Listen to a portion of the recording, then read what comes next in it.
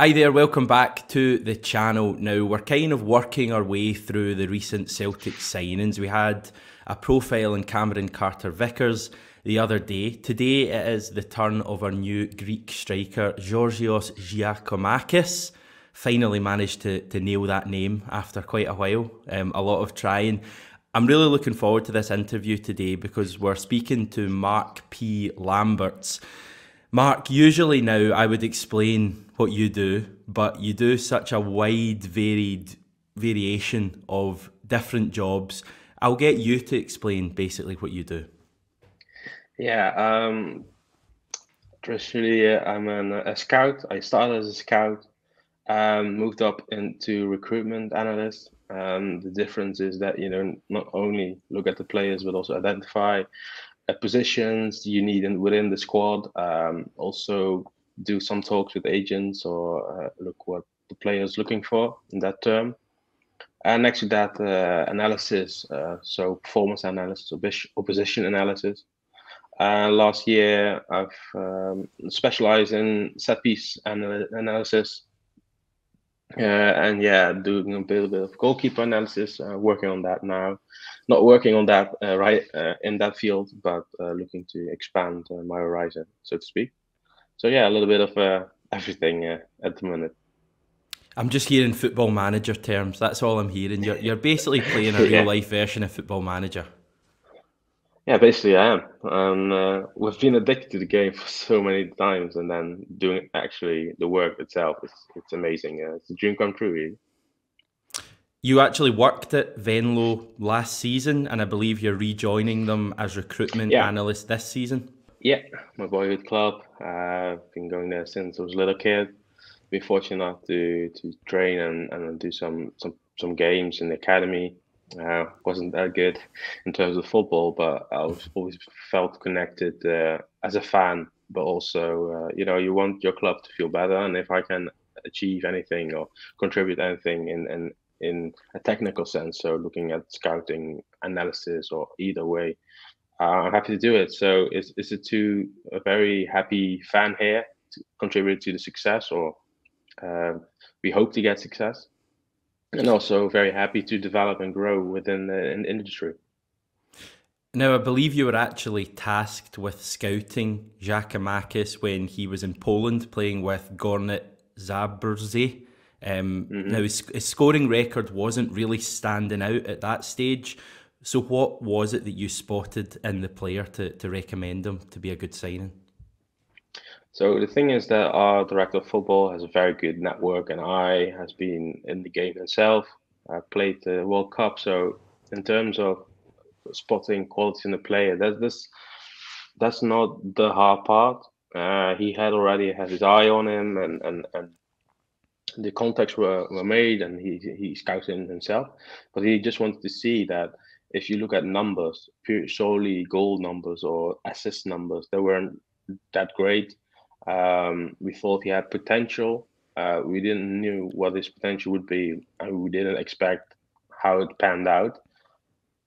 But you always look at what is the sustainable. Is he overachieving? Is he underachieving? And what is needed to get him perform in the team? That's a part of recruitment. So what players do you need next to him, or what players do you have, and how can you build momentum in attack so that he can excel? And obviously, he asked.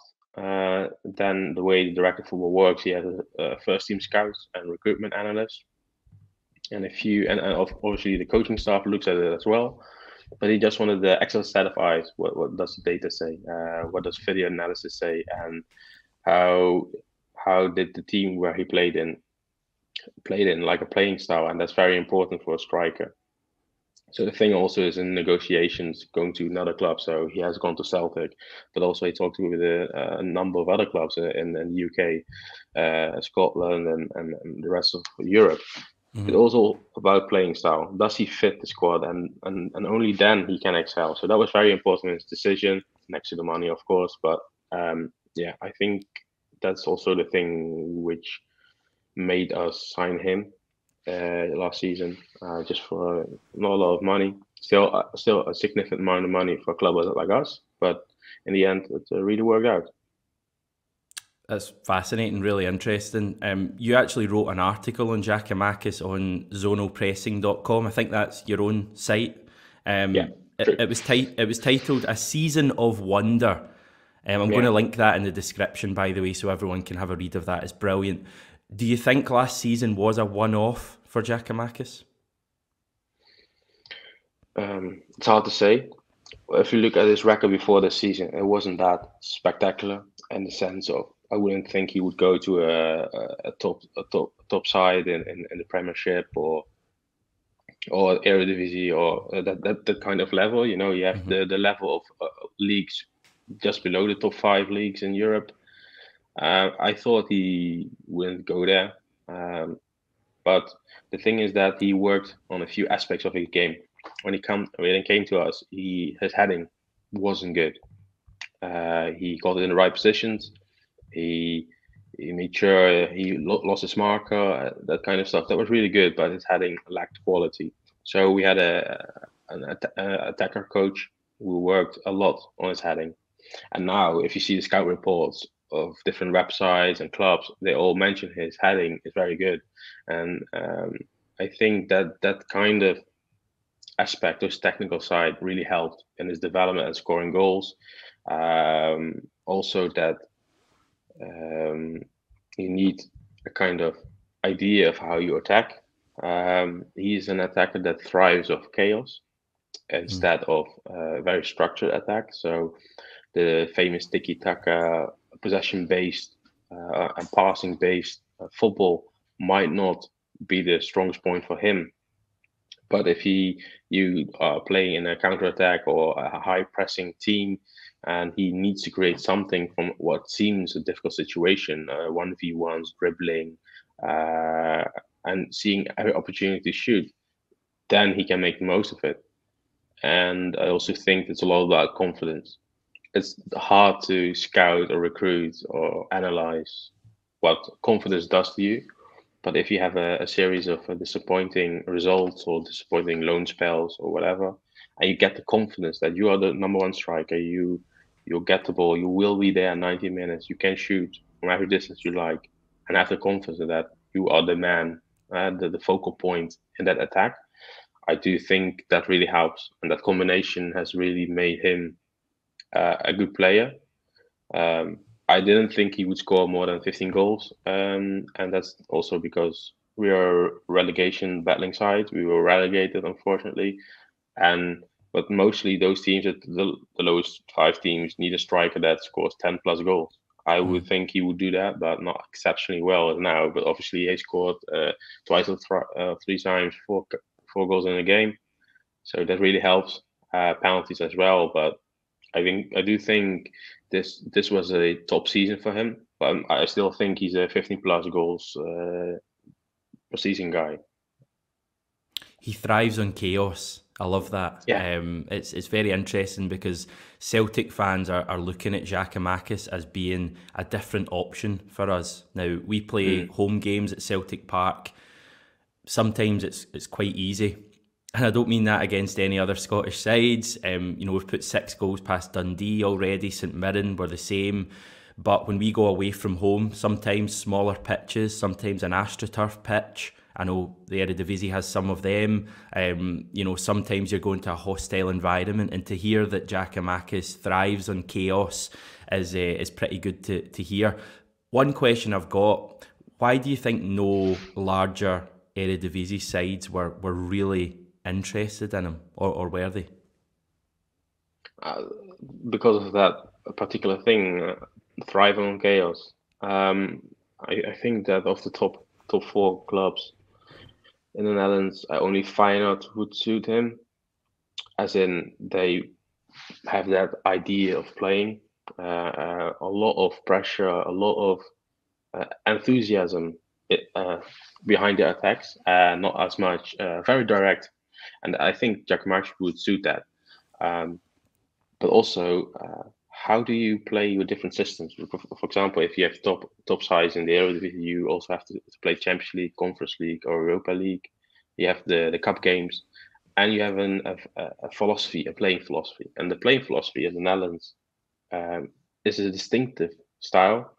and that not really suits the player that Giakoumakis is. So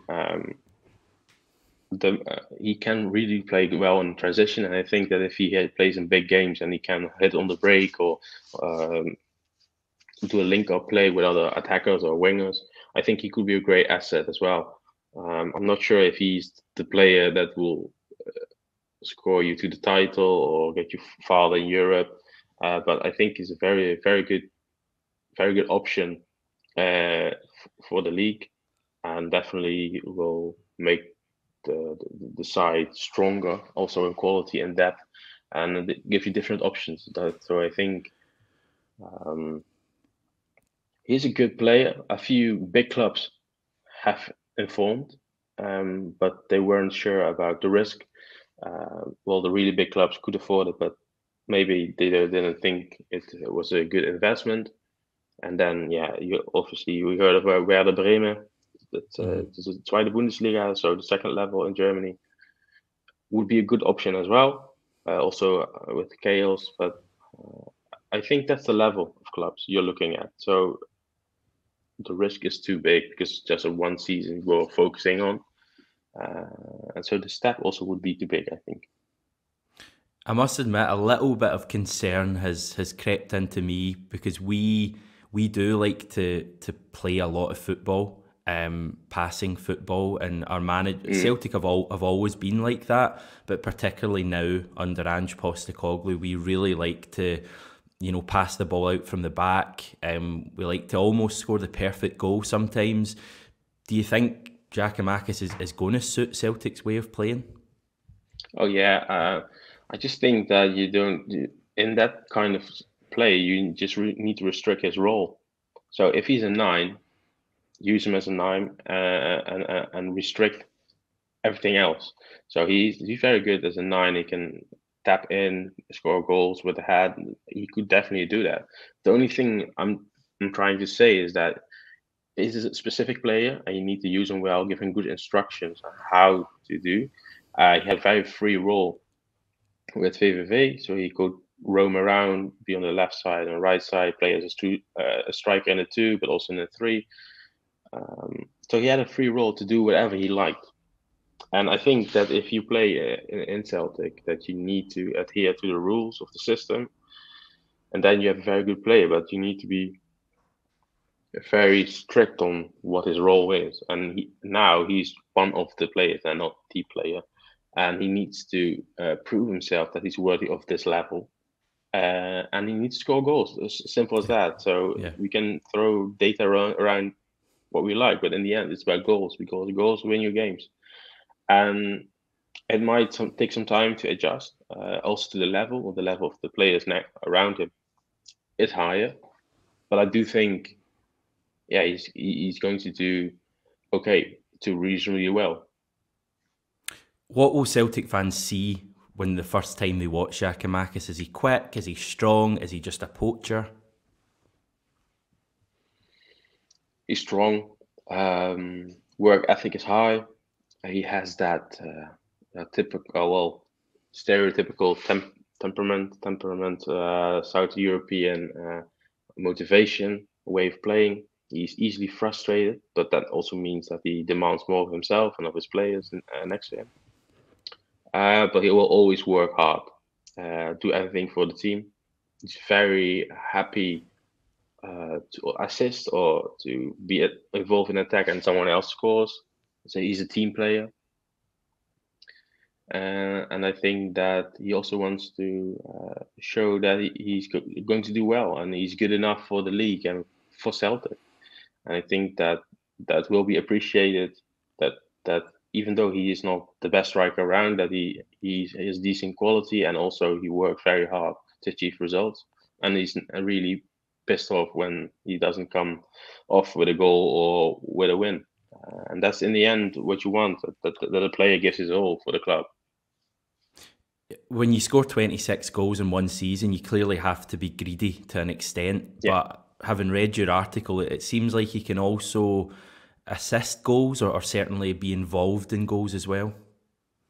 Yeah, so the thing is that what he maybe learned in the second half of the season, that they got onto him.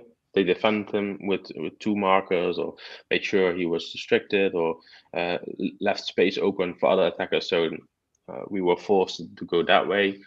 And his vision in the final third, so the final movement really changed. So he assisted. He made sure to look ahead. Where are the upcoming wing backs coming, or the fullbacks? So that's something he has learned, especially when you're playing in a two strikers. Yeah. You are very dependent also of the other striker, and that combination, that cohesion of working together is very important for that system to work. And I think he did that pretty good. We signed a Japanese striker during the summer, Kyogo, and he's been playing predominantly on the left while we've had Odsonne Edouard at the club, but we recently sold Edouard to Crystal Palace, and everyone kind of feels that Kyogo now is going to be a striker.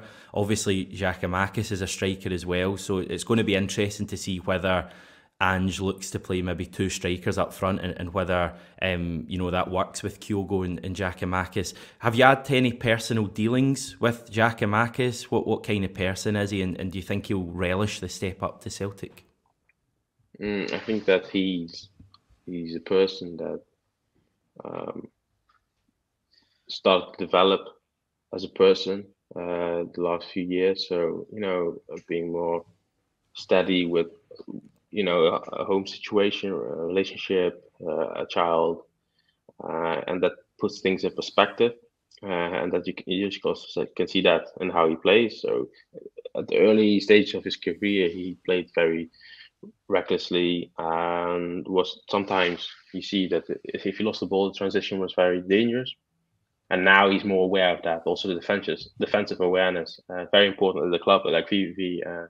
So defensive positioning when you don't have the ball, that's very important. And a striker are the first line that do that. So the pressing from up top, I think he does it very well. Not only to get the ball, but also to make sure that the transition is not successful for the other squad. So I think that helps really. And as a person, I think he's very eager to make the most of it for himself, for his family, and in doing so, it also reflects on what he does at the pitch. He wants to fulfill his potential, even if he's a little bit older than would expected to reach their goals.